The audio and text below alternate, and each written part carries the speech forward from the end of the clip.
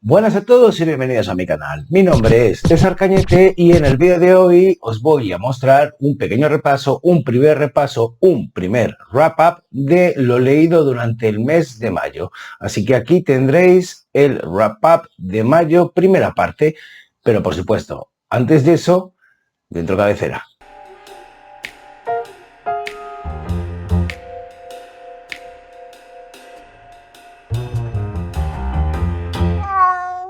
Bien, el mes de mayo ha sido un mes bastante prolífico en cuanto a lecturas ociosas, en cuanto a lecturas de ocio, y por eso me ha dado por dividir los vídeos en dos partes. En esta primera parte os voy a hablar de 4 primeros títulos que he leído durante este mes y sin más dilación me voy directamente a el primero de ellos, que es este Campesinos y señores de Theodore Kalifatides. Este es uno de los libros que adquirí para San Jordi o que compré durante San Jordi porque era uno de los libros que venía resonando, bueno, más que este libro en concreto, el autor Theodore Kalifatides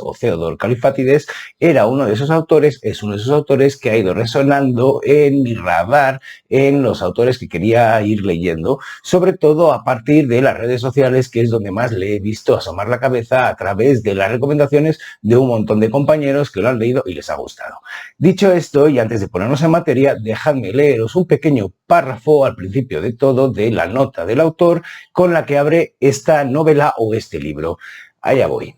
Bien, he dicho nota de autor, pero es más bien un prólogo y nos dice aquí el señor Kalifatides esto último que cierra este prólogo, que es: entonces, ¿por qué llamarlo novela? Bueno, pues lisa y llanamente porque lo que se presenta aquí es mi imagen de la realidad, no la realidad. No puedo tener la pretensión de haberlo conseguido, no más que cualquier otra persona. Bien, esto me parece una declaración de intenciones en toda regla en cuanto a lo que significa la autoficción. Aquí el autor nos está hablando de que es una novela porque está mezclando sus recuerdos de infancia, porque todo lo que transcurre en esta novela se comprende entre la ocupación de los nazis de Grecia desde 1941, creo, o 40, no estoy del todo seguro, porque hubo un primer ataque de Italia que fue rechazado por el ejército griego y luego entraron los nazis y ocuparon la península y el territorio griego hasta 1944, si no me equivoco. Durante aquellos años, Kalifatides, que nació en 1938, era, bien, un niño muy pequeño como para acordarse y,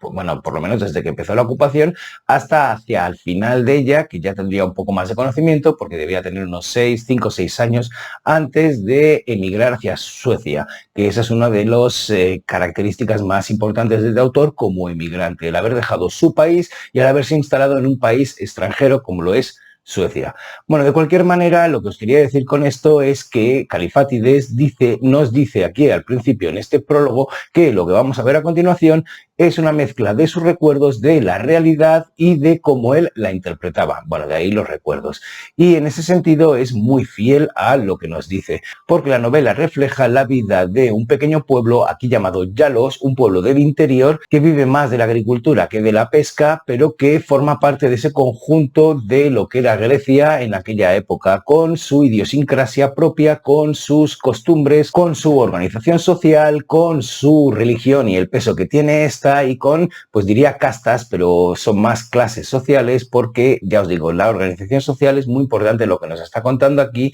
en cuanto a cultura, en cuanto a cómo se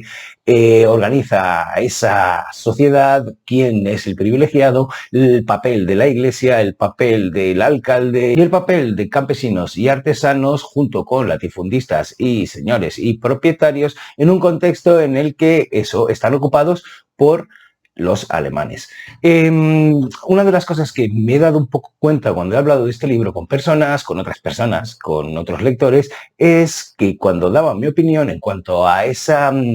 idiosincrasia que consigue plasmar, que en algunos momentos puede ser muy divertida, teniendo en cuenta las pequeñas miserias y las pequeñas rencillas y también las pequeñas reacciones de la gente, que todos los que hayamos tenido un contacto con el pueblo, con una microsociedad más pequeña o con, yo qué sé, o con la esencia de un pueblo podamos reconocer, me han llamado la atención sobre, bueno, y lo que cuenta sobre los alemanes y sus atrocidades. Bueno, pues yo creo que eso no es tan llamativo. En esta novela todo y que es indispensable suele hablar de ese dominio alemán y de cómo en un principio la gente llana podía pensar que los alemanes cuando llegasen iban a mejorarlo todo e incluso los podían mirar un poco con admiración, y cómo pasada esa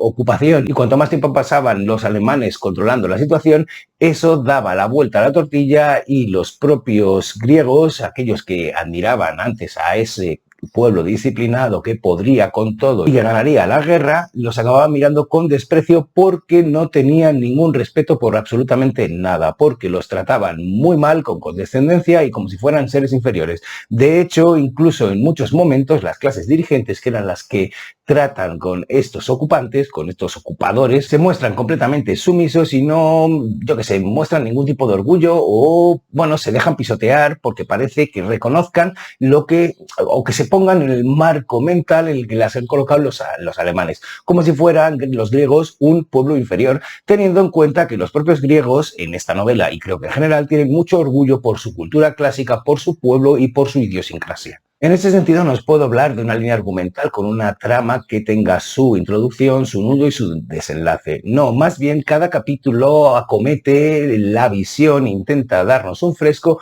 de una parte de esa sociedad y de su historia. Y en ese sentido, las historias, las anécdotas que nos cuenta sirven para reflejar cómo es esa sociedad o cómo lo era en aquel momento de la ocupación. Y de esta manera, en algunas ocasiones, una anécdota que se ha presentado en uno de los capítulos se repite más adelante para ilustrar otra parte. Así tenemos pues ¿cómo os diría? Una especie de palimpsesto, una especie de textos dentro de textos, bueno, de líneas argumentales dentro de líneas argumentales que en su acumulación nos acaban presentando un fresco de esa ocupación alemana, de una parte histórica, es decir, nos habla tanto de ese rechazo por la invasión italiana, también esa parte de la ocupación alemana, pero también nos habla luego de los partisanos y de cómo, y de las brigadas que eran los partisanos comunistas, y de cómo se les trataba, cómo se les trató y cómo no sirvió de nada que fueran ellos los que consiguieran hacer mella en el ejército alemán y acabaran pues sobreponiéndose, porque ya una vez acabada la guerra, con el apoyo de Inglaterra, pues la derecha y la parte militar griega tomó el control y empezó una dictadura. Con esto lo que os quería decir es que también hay una parte de historia que se entrelaza con lo que no es tan histórico y sería más, no sé si llamarlo ficción porque es una autoficción o son los recuerdos del propio Califátides. Dicho todo esto, que en realidad no os desvelo absolutamente nada porque es un gusto leer lo que nos cuenta Califátides y cómo lo hace, déjame hablaros de pues lo que se estaba diciendo hace 2 segundos, y es que es una delicia cómo nos cuenta las cosas Califátides, cómo consigue incluir en su receta un montón de ingredientes que en otro autor chocarían o serían contradictorios y la receta final no quedaría bien. En su caso lo consigue con una prosa sencilla y mezclando por un lado una profundidad, una sabiduría, que yo creo que es única de su autor, con una ligereza y con una forma de ver las cosas que hace pues que te encariñes con lo que te está contando. Más allá que lo que te está contando en muchos momentos refleja una sociedad completamente patriarcal, machista, injusta, pero que eso no se le puede atribuir, como he visto en algunas de las reseñas que he leído, al autor. Parece que sea Califátides el que pueda ser machista o el que pueda ser injusto o el que pueda ser xenófobo. No, él creo que se limita a hablar de la experiencia que tuvo, siempre con una distancia. Y yo creo que es la distancia precisamente del emigrante. Sobre todo teniendo en cuenta que este libro lo escribió unos 30 años después de haber dejado su Grecia natal, en 1976 o una cosa así. Además, también nos avisa en ese prólogo que os he leído al principio que esto solo lo ha podido hacer en un momento en el que se ha reconciliado con su patria. De cualquier manera, es la primera vez que me leo nada de Califátides y ha sido una experiencia maravillosa que va a repetirse, que no sé cuándo va a ser, pero que, no sé, adivino que va a ser pronto porque ya os digo que he disfrutado muchísimo de cómo escribe, de lo que me cuenta y además me ha llamado mucho la atención lo que os decía, esa mezcla de cercanía con ligereza, con profundidad, no sé, me ha encantado. Así que nada, aquí dejo esta primera lectura de este mes de mayo que la verdad es que fue un acierto. Y vamos con la segunda, que os voy a pedir, bueno, que si no soy muy hábil, no me lo tengáis en cuenta porque pedazo de tocho tengo entre mis manos, que se titula Lo que más me gusta son los monstruos, de Emil Ferris. Bien, No os diré que me lo he leído de una sentada porque, bueno, de una sentada tampoco me he leído el de Califátides, pero quiero decir que no ha sido una lectura que no haya leído nada entre medio, porque es lo que suelo hacer con las novelas gráficas. Las voy dejando reposar y voy intercalando otras lecturas por medio. Aún así, no he podido dejar de leerla durante el mes de mayo y no me ha durado ni 2 o 3 semanas. Creo que han sido 2 semanas y media, para que veáis, porque estamos ante un libro de creo que la friolera de 200 páginas para lo que es una novela gráfica. Os diré que la he disfrutado como un enano, pero a muchísimos niveles. No solo por su historia, sino también por cómo nos lo narra la autora, además del soporte que ha utilizado, que son esta maravilla de dibujos, que tenemos muchísimos tipos de dibujo, ¿eh? Pero ahora os diré una cosa. Bueno, os quiero enseñar alguna cosilla porque es que es una auténtica maravilla. Uy, a ver si lo pongo más en medio, porque es una auténtica maravilla. Mirad, mirad, mirad qué preciosidad. A ver, que en realidad sí que es verdad que podría haberlo mostrado con imágenes en el vídeo, pero bueno, he preferido hacerlo así. Quiero que tengáis en cuenta una cosa para lo que son las novelas gráficas o el cómic en general, y es que la forma de narrar, dado el soporte, tiene diferentes planos. Por un lado, por supuesto, tenemos lo que sería el texto, vamos, lo que nos cuenta el autor o la autora, que se podría decir que es la parte de novela. Por otro lado, tenemos la disposición de las propias viñetas, que con eso ya nos están diciendo y nos están mostrando un tipo de narración. Depende de cómo estén colocadas las viñetas, nos están diciendo una cosa u otra. Si está boca arriba, si está boca abajo, si hay dos viñetas, si no hay ninguna viñeta. Es un lenguaje propio también de las novelas gráficas. Y un tercer nivel sería precisamente el soporte ilustrativo, es decir, los propios dibujos, que pueden ser realistas, que pueden no serlo, que pueden pues haber un montón de cosas por medio que nos van a transmitir también, junto con los otros dos niveles, la historia, la narración, cómo nos cuentan la historia. ¿Y qué nos cuenta? 4 pinceladas. Aquí tenemos a Karen, que es una niña de unos 10, 12 años, ahora mismo no estoy seguro, en Chicago a finales de los años 60, en el momento de erupción de, pues bueno, no sé si lo sabréis, pero bueno, cuando mataron a Martin Luther King, cuando mataron a Bobby Kennedy, cuando hubo más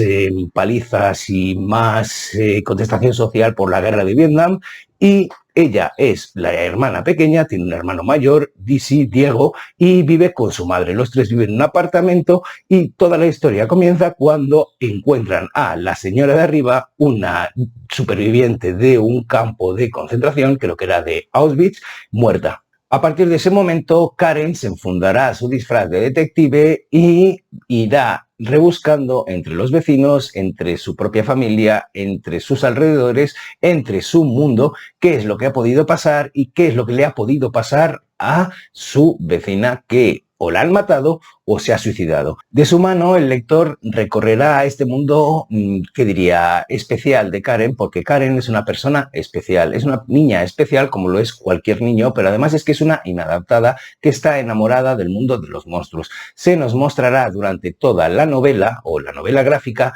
con un dibujo de monstruo. Ella misma se ve como un monstruo, pero se ve como un monstruo porque no ve más que cualidades. Ella se nota como una marginada, pero siendo una marginada y aceptando ese lugar dentro de la sociedad que le ha tocado, también se ve con la posibilidad de responder. Y esa respuesta a través de su gusto, de su amor por los tebeos de miedo, las películas de miedo, de serie B de aquella época, y viéndose a ella misma como un monstruo, porque ella misma sabe que produce un rechazo por cómo es, por sus inclinaciones y por pues cómo le ve la gente, pero también sabe que puede pues responder como responden los monstruos en las películas que tanto le gusta ver, junto con una amiga a la que le han prohibido que vaya con ella precisamente por esa rareza que parece destilar esta pobre niña o Karen. Bien, no os puedo contar mucho más porque sería ir desvelando cositas que son importantes para la historia, pero que no merece la pena que os las desvele. Ya os digo que más allá de esta premisa con la que he iniciado estas 4 pinceladas de qué va esta novela, os vais a encontrar un libro riquísimo, una historia riquísima en detalles que se disfruta desde principio a fin. A cualquiera que le guste la ficción, a cualquiera que le gusten las historias en que una niña que es una marginada, se revuelve contra esa etiqueta que le han colocado e intenta pues ocupar un lugar en el mundo en el que ya está más cómoda. Y de esta manera, de paso, se tratan multitud de temas, desde el racismo hasta la xenofobia, pasando por los campos de concentración, pasando por las relaciones interpersonales, las relaciones familiares y, bueno, ¿qué os voy a decir? Que hice bien en esperarme a que saliera el segundo volumen, que todavía no ha empezado, porque al acabar este, lo primero que pensé es, no voy a tener que esperar nada para leerme el siguiente y lo voy a poder leer cuando yo quiera. ¿Por qué? Porque hasta ese punto me he quedado enganchado en esta novela gráfica que es una maravilla y que os insto a que leáis si tenéis la oportunidad y disfrutéis de sus dibujos, de la esperanza que destila, a la vez que nos enseña un mundo asfixiante pero capaz de mostrar, pues eso que os diría, que del estiércol también crecen flores. Lo que más me gusta son los monstruos. Un librazo de Emil Ferris y una grandísima lectura para haber comenzado mayo con ella. Vamos a por la siguiente, que no es otra que este lujazo del libro de no ficción, que es Peregrinos de la Belleza, de María Belmonte. Bien, yo no he tenido nunca mucha experiencia, soy un auténtico lego en la literatura o los libros de viajes. No me han llamado mucho la atención, a pesar de que antes de haberme leído me había leído Canta Irlanda de Javier Reverte y me había encantado. No sé por qué no había continuado leyendo libros de viajes, o por lo menos libros de viajes que están escritos en la clave, lo que lo había escrito su Canta Irlanda Javier Reverte. Es decir, intercalando la experiencia del autor con un montón de información que está alrededor de los lugares que visita ese autor. Bien, pues en este caso tenemos algo similar y tenemos un texto de no ficción en el que María Belmonte intercala, por un lado, sus propios viajes con figuras conocidas de la historia, es decir, personajes históricos súper atractivos, todo ello envuelto en el escenario que queda de la cultura clásica de Italia y de Grecia.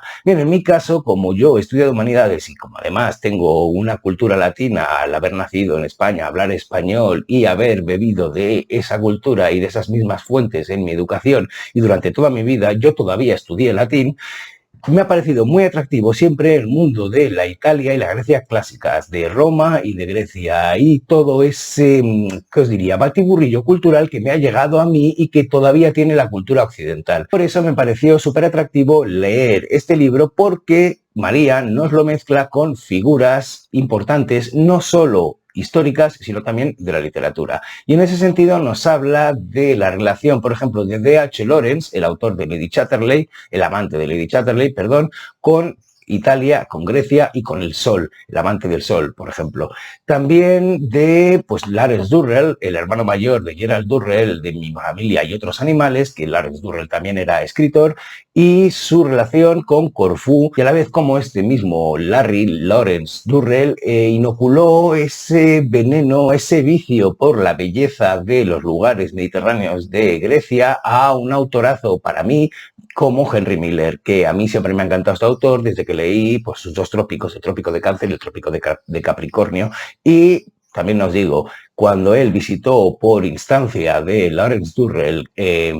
Marussi, el Coloso de Marussi, que ese ya os digo que bueno, pues lo leí a medias, porque bueno, en aquel momento no me llamó tanto la atención. De cualquier manera, estas son figuras literarias que yo ya conocía, pero es que María se sumerge en otras figuras que yo no conocía, pero que me han parecido igualmente súper atractivas. Desde Joseph Winkelmann, que fue el que despertó ese amor por la cultura griega y clásica en el siglo XVII y cuyo final fue un asesinato en una taberna digno de un true crime, pasando por Axel Munthe, el médico sueco altruista que se dedicaba a ir a cualquier epidemia a echar una mano de manera, pues ya os lo he dicho, altruista, pero además acompañado de su perro y una burrita, y cómo plasmó en la prensa sueca las aventuras que vivía con ese perro, y fue lo que le hizo famoso, fue lo que le hizo entrar en contacto con Catalina de Suecia y hacerse amigos, si no algo más, por ejemplo. Pero pasando también por, es que me sé más el apodo Paddy que el nombre, pero os voy a decir el nombre porque es Patrick Lake Fermor, una figura legendaria, Paddy,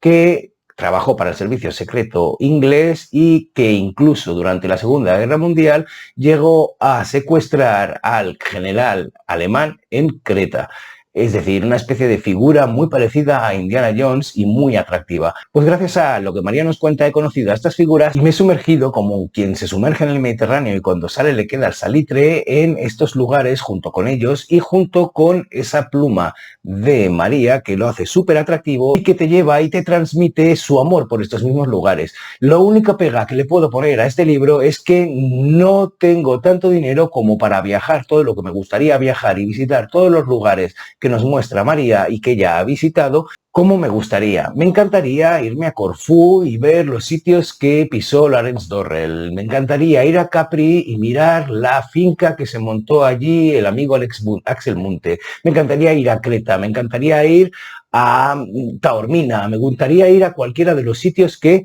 nos enseña y visitar esos lugares y construir, he dicho Corfú, de Lawrence Durrell. Mira, por ejemplo, estuve en Corfú y no era consciente ni sabía absolutamente nada de Lawrence Durrell en aquel momento de su estancia allí. Me hubiese encantado y ahora tendría una vista completamente diferente del lugar y de mi estancia allí si hubiese leído este libro en aquel momento. Una auténtica delicia. Os lo recomiendo muchísimo para todos aquellos que les gusten los libros, a la literatura de viaje, pero también para aquellos a los que les guste la historia y que tengan y estén picados por el gusanillo de la cultura clásica y de los lugares clásicos de Grecia y de Roma, bueno, de Italia. En fin, una maravilla que estoy encantado de haber leído. Un descubrimiento y un gustazo. Ya sabéis, Peregrinos de la Belleza, que además me parece un título súper acertado a la par que precioso, de María Belmonte. Bien, y vamos a por la última lectura de las que os voy a hablar en esta primera parte del mes de mayo. Hay muchas más, pero sacaré, bueno, no tantas más, pero hay algunas más, pero sacaré un segundo vídeo con una segunda parte y que es además la única novela de ciencia ficción que he leído durante mayo y que, bueno, quizá le pudo hacer un poco de aprecio a aquello de mayo sci-fi, aunque ya sabéis, o si no lo sabéis os lo digo ahora, que yo no soy un lector estacional y que no suelo seguir este tipo de iniciativas porque se me entrecruzan cosas por medio normalmente y casi siempre. De cualquier manera, os voy a hablar de un libro que es una maravilla, que es un clásico de la ciencia ficción y de un autor que desde que leí por primera vez el año pasado se ha convertido en uno de los autores de cabecera para mí en este género de la ciencia ficción, aunque es un autor de hace bastante tiempo que no podía ser otro que Stanislav Lem con su, en este caso, Solaris, que os lo enseño así porque es que esta edición de Impedimenta es una preciosidad. Tiene una sobrecubierta con un papel precioso, una ilustración preciosa, el interior es que voy a repetir precioso hasta la saciedad, pero es que es lo que hay. Es una pedazo de edición que si bien es cierto es cara, lo entiendo que lo sea porque, ya os digo, me ha parecido precioso. Y aparte viene también con este pequeño punto que yo lo he conservado porque ya tengo mi punto de siempre, que es de metal y es el que utilizo y porque, bueno, lo he conservado porque es muy bonito, pero que no he usado como punto de lectura. Lo tengo aquí dentro para cuando deje el libro que ya tengo candidatos. A ver, ¿qué os voy a hablar aquí? Os voy a hablar de una pedazo de novela que tiene muchos niveles de lectura y que creo que en todos ellos da a la campana. Y me refiero a muchos niveles de lectura porque es una novela como lo es la ciencia o como deberían ser, o como son, mejor dicho, las novelas que pertenecen a la ciencia ficción dura. Tenemos una novela que plantea una especulación filosófica, que plantea temas de calado intelectual, por decirlo de alguna manera, pero que también combina muy bien, y eso creo que lo consigue a la perfección Stanislav Lem, la anécdota que nos permite traspasar o atravesar esos temas de una manera en la que podamos salir, pues al menos físicamente indemnes e interesados, es decir, que queramos llegar hasta el final y que a la par queramos detenernos en lo que nos plantea.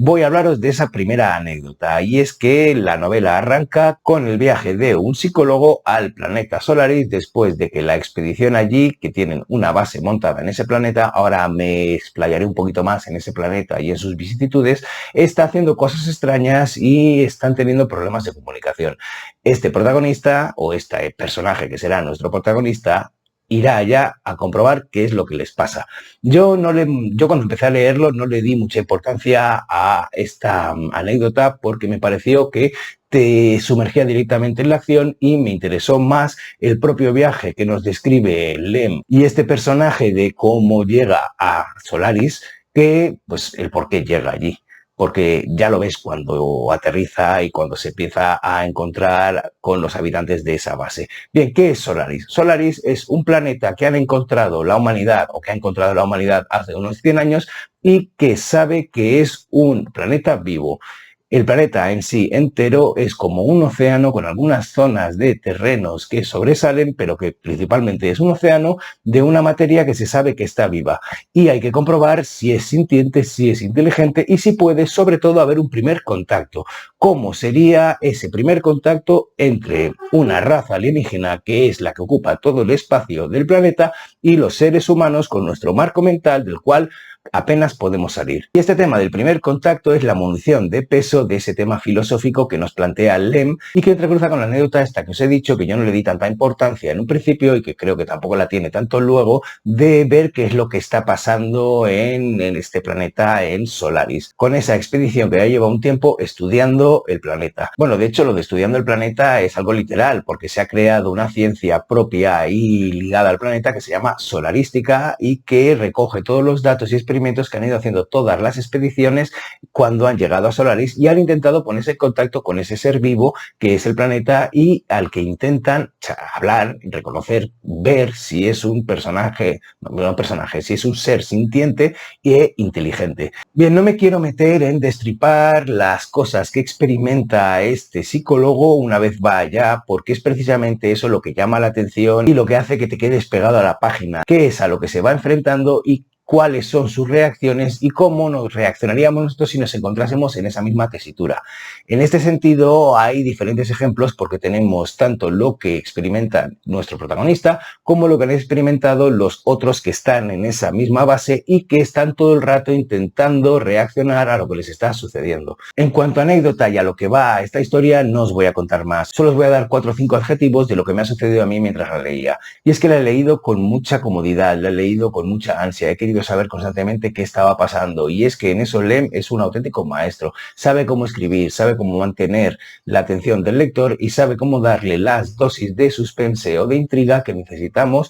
para despanzurrar qué es lo que está pasando. Pone al lector en los conflictos de los personajes y eso hace que el lector quiera saber más. Y por eso digo que Lem es un genio cuando consigue, por un lado, llevarnos a través de una trama que podría ser la trama de cualquier novela y nos va metiendo por medio temas filosóficos como ese primer contacto o como esa imposibilidad que tiene el ser humano o que podría tener el ser humano de salir de su propio caparazón, de su propia forma de ver las cosas para entender cómo otro ser sintiente que ha nacido y que ha evolucionado de una manera diferente a él se puede comportar y se puede comunicar. En este sentido me recordaba mientras lo estaba leyendo a aquella, no sé, creo que lo decía Einstein o que lo decía... Bueno, es una de estas cosas que sale de vez en cuando en memes y que a mí me ha llamado siempre la atención, que es esta imagen en la que un elefante tiene que hacer un experimento, pero que no está diseñado para él, está diseñado para un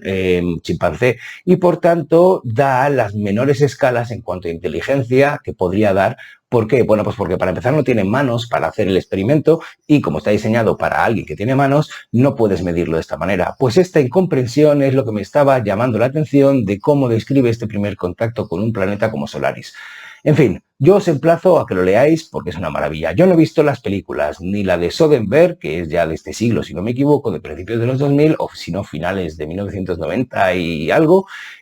ni la de Tarkovsky. Pero sí sé que Lem decía que las dos se centraban más en la historia de amor que hay detrás. Yo no os he hablado para nada de la historia de amor porque forma parte de esa anécdota que nos pone Lem para que sigamos leyendo y que prefiero que descubráis por vosotros mismos. De cualquier manera, esta es una lectura que os decía, recomiendo y que es la última de la que os voy a hablar hoy en este wrap-up. Bueno, como veis, con estas 4 lecturas, con estos 4 libros que he disfrutado muchísimo y que no tengo nada malo que decir de ellos, bueno, alguna cosita mala hay, pero no sé si la he dicho o no la he dicho, ya me daré cuenta cuando lo edite. Pero como veis, mayo o esta primera parte de mayo ha sido una muy buena experiencia, no me he encontrado nada muy pocho y me puedo dar con un canto en los dientes. No os voy a adelantar cómo ha sido la segunda parte de mayo porque si no estaría spoileando este segundo vídeo que voy a preparar. Pero, en fin, no sé si habéis leído alguno de estos libros, no sé si después de lo que he dicho de ellos os gustará, os apetecerá leerlos, pero estaré encantado de leeros en los comentarios